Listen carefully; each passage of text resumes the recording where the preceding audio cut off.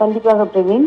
கன்னியாகுமரி மாவட்டம் நட்டாலம் முள்ளங்கினாவிளை பகுதியில் இந்த விகே ப்ளூ மெட்டல்ஸ் என்ற கல்குவாரியானது விதிமுறைகளை மீறி செயல்படுவதாக பல்வேறு புகார்கள் எழுந்தன.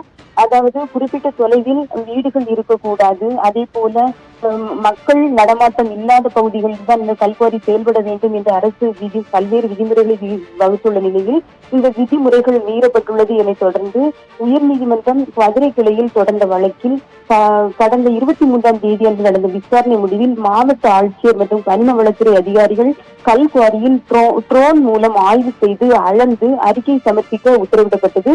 அதன்படி கடந்த 4ஆம் தேதி கல்குவாரி விதிமுறை மீறல்களை அளவிடும் பணியானது மனுதாரர் மற்றும் மாவட்ட ஆட்சியர் கனிம வளத்துறை அதிகாரிகள் முன்னிலையில் நடைபெற்றது.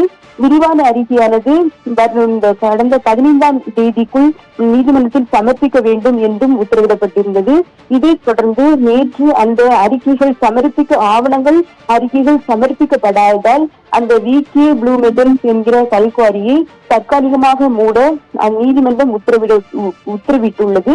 இதைத் தொடர்ந்து அந்த பகுதி மக்கள், அதாவது அந்த கல்குவாரியால் பாதிக்கப்பட்ட மக்கள், அந்த கல்குவாரி 24 மணி நேரமும் தொடர்ந்து செயல்படுவதால் அப்பகுதி மக்களுக்கு முழுமையாக இரைச்சல் எப்போதும் இருந்து கொண்டிருப்பதாகவும் அவர்கள் குடி தண்ணீர் கூட பாதிக்கப்படுவதாகவும் அவர்கள் நம்மிடம் கருத்து தெரிவித்திருந்தனர். எனவே இப்போது இந்த நீதிமன்றம் தற்காலிகமாக மூட உத்தரவிட்டுள்ளதால் அப்பகுதி மக்கள் நிம்மதி அடைந்துள்ளனர்.